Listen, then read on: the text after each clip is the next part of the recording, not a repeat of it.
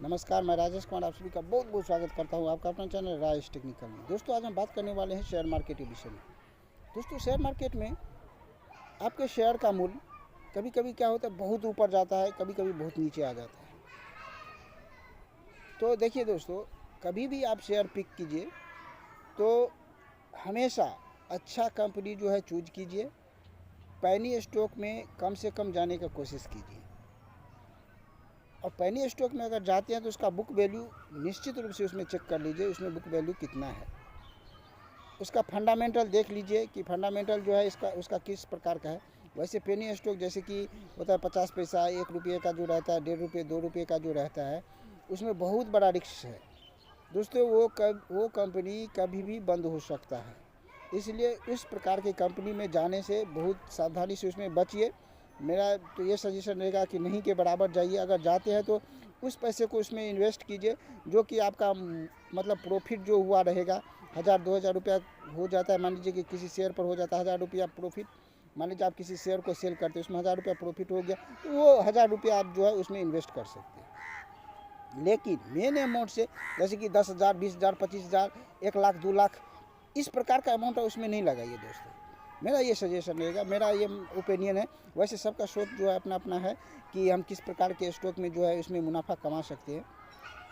और देखिए दोस्तों, अगर मान लीजिए आप बड़ी कंपनी को पिक करते हैं तो उसमें भी फंडामेंटल एनालिसिस देख लीजिएगा, उसका टेक्निकल एनालिसिस देख लीजिएगा, ठीक है।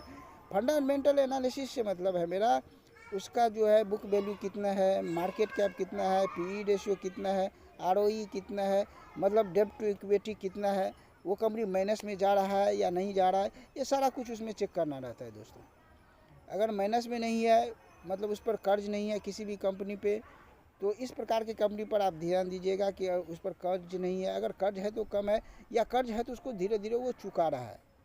कर्ज रहता है, बहुत सारे कंपनी में हमने देखा कि कर्ज रहता ही है। बहुत कम ऐसे कंपनी है जिस पे कि बहुत कम कर्ज रहता है। कर्ज रहता है तो उसको धीरे धीरे अगर चुका रहा है तो ये अच्छी बात है। प्रमोटर भी देख लीजिएगा कि प्रमोटर उसका कितना है। मेरे हिसाब से अगर मान लीजिए इसमें अगर 50% भी रहता है, अगर मान लीजिए प्रमोटर, तो वो बहुत अच्छी कंपनी है। हाँ, कंपनी उसमें भी अगर वो अच्छी कंपनी है, लेकिन उसमें भी आपको देखना होगा कि उसका फंडामेंटल में उसका जो है डेब्ट टू इक्विटी कितना है, बुक वैल्यू है कि नहीं, आरओई जा रहा है आगे कि नहीं जा रहा है, मतलब उसकी बिक्री सेल बिक्री जो है उसमें हो रहा है या नहीं हो रहा है। और एक दोस्तों होता है डिविडेंट। डिविडेंट का चर्चा जो है हमने पिछले वीडियो में नहीं किया था। डिविडेंट से मतलब है कि मान लीजिए किसी भी कंपनी को बहुत ज़्यादा मुनाफा हो रहा है, तो वो क्या करता है, अपने शेयर धारक को वो जो है बोनस के रूप में कुछ रुपया देता है। जैसे कि 100 रुपया का आपने जो है कोई शेयर लिया, एक शेयर, ठीक, उस पर क्या करता है वो 5 रुपया, 10 रुपया, 2 रुपया, 4 रुपया, जो भी उसका मुनाफा रहेगा वो जो है उसमें डिवाइड करके प्रति शेयर पर जो है आपको वो डिविडेंड देता है। तो डिविडेंड भी देख लीजिएगा। अगर डिविडेंड नहीं है तो कोई बात नहीं है, वैसे बहुत सारे अच्छी अच्छी कंपनी में जो है डिविडेंड रहता है दोस्तों। अब देखिए, आपको पिक कब करना चाहिए, किसी भी शेयर को पिक कब करना चाहिए। तो देखिए दोस्तों, जैसे कि अभी वो पिछला समय जो था, एक कोरोना का समय था, उसमें जो था लगभग बहुत सारे शेयर का मूल्य जो है धीरे धीरे कम गया था। तो इस प्रकार के समय में जो है आप जो है उस शेयर को आप पिक कर सकते हैं, क्योंकि बहुत सारे शेयर का मूल्य जो है धीरे धीरे कम गया था। अगर धीरे धीरे वो कम रहा है, जबकि है अच्छी कंपनी, लेकिन उसका प्राइस जो है धीरे धीरे कम गया था, क्योंकि समय ही ऐसा चल रहा था। कोरोना का समय ऐसा था जिसमें लगभग बहुत सारे कंपनी का जो है शेयर का मूल्य कम गया था। उस समय में आप ज़्यादा से ज़्यादा इन्वेस्ट करें।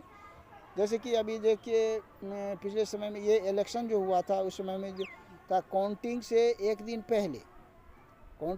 पहले क्या हुआ था कि शेयर का मूल्य जो है बहुत आगे गया था। और काउंटिंग दिन, जिस दिन काउंटिंग हो रहा था उस दिन क्या हुआ था, शेयर का मूल्य जो है धीरे धीरे कम गया।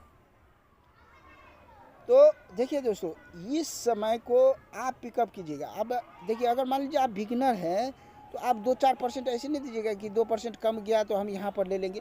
जो बड़ा ट्रेडर होता है ना, वो उस प्रकार के ट्रेडर उस समय में जो है इन्वेस्ट करता है, तो उसको ज़्यादा मुनाफा होता है, उसको पता रहता है, या उसको वो अपने टेक्निकल हिसाब से जो है देख लेता है कि ये कंपनी आगे जाने वाला है, इसका प्राइस जो है बढ़ने वाला है, तो वो समझ जाता है।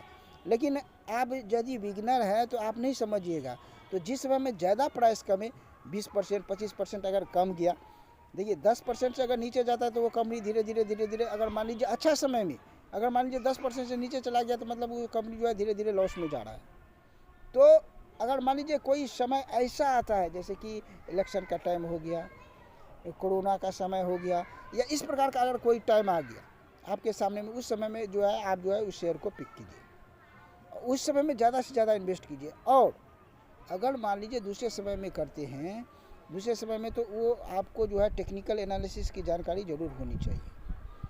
अगर इस प्रकार की जानकारी नहीं है, टेक्निकल एनालिसिस, फंडामेंटल एनालिसिस, इस सब की जानकारी नहीं है, तो आपको जो है थोड़ा सा मिस्टेक हो सकता है कि आप जिस कंपनी को पिक कीजिएगा, हो सकता है उस कंपनी का प्राइस जो है धीरे धीरे कम जाता है। आपने देखा भी होगा, और हमारे साथ भी ऐसा हुआ था। अगर मान लीजिए आप किसी कंपनी को पिक करते हैं, जिस समय में आप पिक करते हैं उस समय में जो है वो धीरे धीरे जो है कमने लगता है उसका प्राइस, और जब भी उसको सेल कर देते हैं तो उसका प्राइस जो है धीरे धीरे बढ़ने लगता है। ये क्या है दोस्तों, ये जो है हमको टेक्निकल एनालिसिस की जानकारी नहीं थी, इसलिए जो था उसका जो है प्राइस जो है हमको मालूम नहीं था कि ये जो है प्राइस धीरे धीरे कम होने वाला है या ऊपर जाने वाला है। तो टेक्निकल एनालिसिस की जानकारी होनी चाहिए दोस्तों। अगर टेक्निकल एनालिसिस की जानकारी नहीं है तो आप जो है कभी भी उसमें जो है उसको लॉस हो सकता है। अगर टेक्निकल एनालिसिस की जानकारी है आपको, तो क्या होगा, धीरे धीरे यदि शेयर का प्राइस कम जाता है, उसका फंडामेंटल जो है, देखिए उसका वहाँ ये जो है टेक्निकल एनालिसिस, उसमें आपको पता चल जाएगा कि अभी जो है शेयर का प्राइस ये धीरे धीरे नीचे जाएगा, या आपको पता चल जाएगा कि ये धीरे धीरे जो है ये ऊपर जाएगा। एक होता है दोस्तों इसमें साइडवेज में क्या होता है, वो जो है जहाँ पर मान लीजिए जिस स्थान पर अगर मान लीजिए चल रहा है, तो लगभग वहीं पर जो है थोड़ा ऊपर नीचे थोड़ा ऊपर नीचे होता रहता है।